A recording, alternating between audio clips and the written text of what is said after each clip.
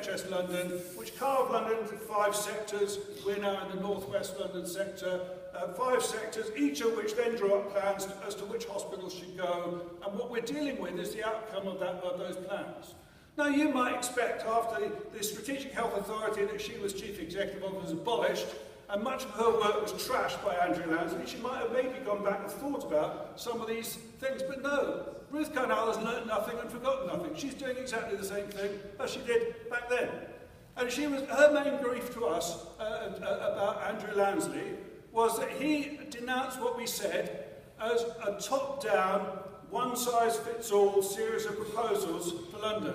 Bureaucratic, she said. Top-down, one-size-fits-all. Well, I'll tell you what, if you look at the plans for the rationalisation and closures of hospitals in North West London, and you look at the arguments for them and the statistics they bring forward, they're identical to the arguments they bring in North Central London, the arguments in North East London, the arguments in South East London that threaten Lewisham and the South London Healthcare Trust, and the arguments in South West London.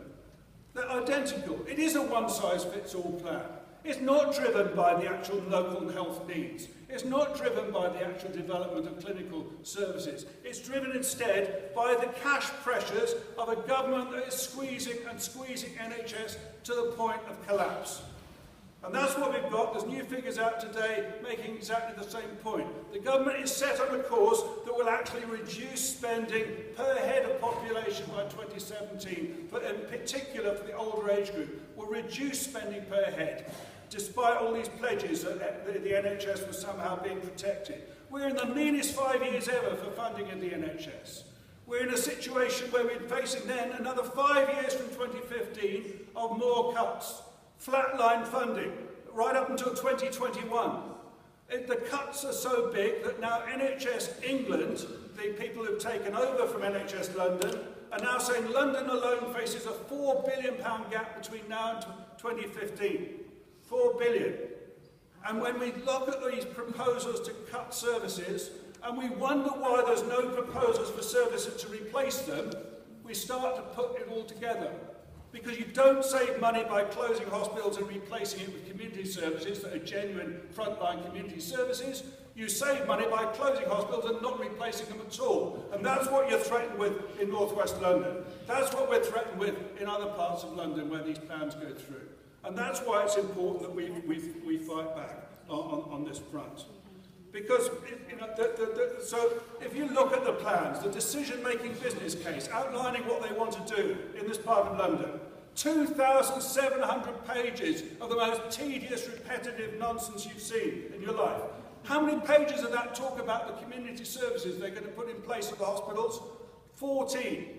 14 pages with no details, which come to the conclusion that they actually need to go through planning permission exercises and drawing up basic plans and schemes for each of these community services that they vaguely discuss in the document.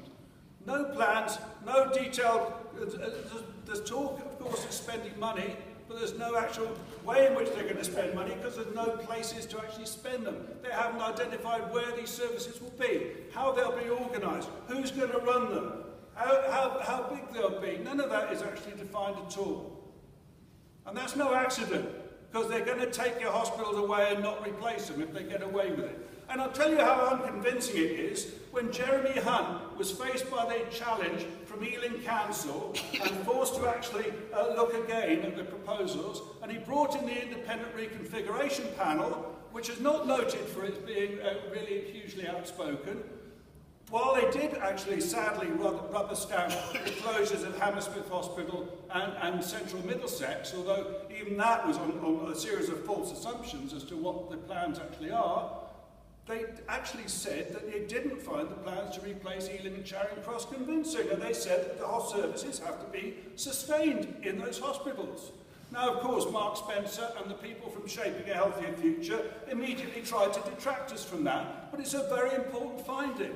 They were not convinced. In fact, they said they might have to come back, not only with more proposals, but have another consultation before they could proceed with their plans to close Ealing and Charing Cross Hospital. That's in the reconfiguration panel's document. That is really important. We hold to that. That was the recommendation to Jeremy Hunt, which he claimed on the one hand he was supporting, while giving a completely ambiguous statement in the House of Commons about it, and obviously allowing local health bosses to proceed as if nothing had really happened. They have lost the argument, even with a reconfiguration panel, over the two big closures they really wanted to push through. This is really important. So it's even more important we don't let them get away with those closures. We don't let either of them happen. And we actually keep up the fight also around Hammersmith and central Middlesex, because those were agreed on the basis there appeared to be some plans to replace them, and as Anne has pointed out, that's not the case. Those schemes aren't there. The promised facilities aren't there.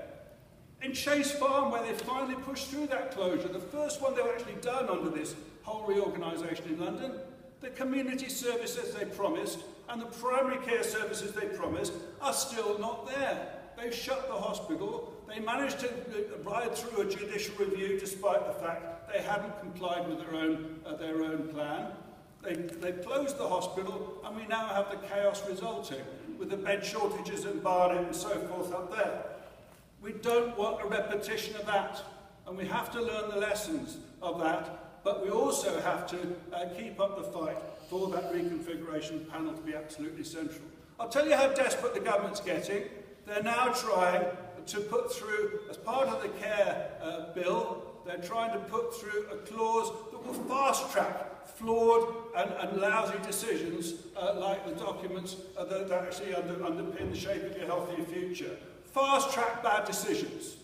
Because having lost in the courts against Lewisham, having been challenged again and again on these plans around London, they're getting impatient. Ruth Carnell and these other people are the same. They dismiss anybody who actually doesn't agree with them. They say, oh, these are all clinically led proposals, but they dismiss any clinical opinion that doesn't comply with what they want to do. Now, we have to be sure that we're actually challenging all the flaws in these schemes, pointing out where the services aren't present, pointing out the real dangers if these cuts go ahead, and that's also important. So let's recognise that you have achieved something really important here in your fight. You have actually made it much more difficult for them to proceed as they would wish. They're already slower than they wanted to in making these cuts. As a result of that, they're going to be closing things this summer, if they get away with it. Closing things this summer in close proximity to, an ever closer proximity to the next election. Let's push it back, let's push it back. Let's make them actually think about whether they want to close it during an election. I'll tell you what, in southwest London, government ministers have sabotaged the closure plan in southwest London. Chris Grayling, Justice Secretary, actually led a ballot of GPs against the closure of his local hospital in Epsom, which pulled the rug from under the entire plan in southwest London, and the whole thing has hit the buffers. Okay? There's government ministers, Liberal Democrats in Sutton doing exactly the same thing. Paul Burstow, former health minister, Tom Brake, another one, actually conducting ballots of GPs to point out that GPs don't agree with what their own CCG was voting through, which is the closure of their local hospitals. Now, if they can do it down there, why aren't GPs all over London getting a vote on whether or not they endorse local hospitals?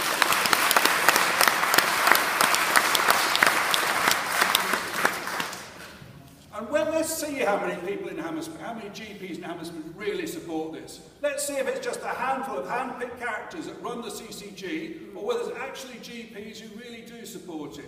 Let's give GPs a voice. Let's give them a secret ballot. Let's give them a secret ballot so they can't bully them. Yeah? Let's give them a secret ballot. Let's do it properly. Let's give the Ealing GPs a vote. And while we're at it, let's give them around central Middlesex a vote, in Brent as well. Why not? Why don't we have proper democracy in this setup? They're supposedly representing GPs. Where's the evidence they represent a single GP, other than Mark Spencer? Where's the evidence? And, you know, I just think if it's good enough for government ministers to challenge things and stop them like that, it should be good enough in every other part of every other constituency in London and across England. These plans are based on flawed premises, they're driven by financial rather than clinical proposals, and they're unacceptable. They haven't won over the public, They haven't won over the local elected politicians, and they aren't going to win over the clinicians, and of course they aren't persuading patients to get less ill in places they find inconvenient. Let's stop these schemes, and let's hold them back at least until we stand a chance of killing them off for good, and get in a government that we can then demand reverses these ruinous cash cuts on the NHS, put serious money into the NHS and start to rebuild it as a proud public service. Let's keep it as an NHS and let's keep it public. Thanks very much.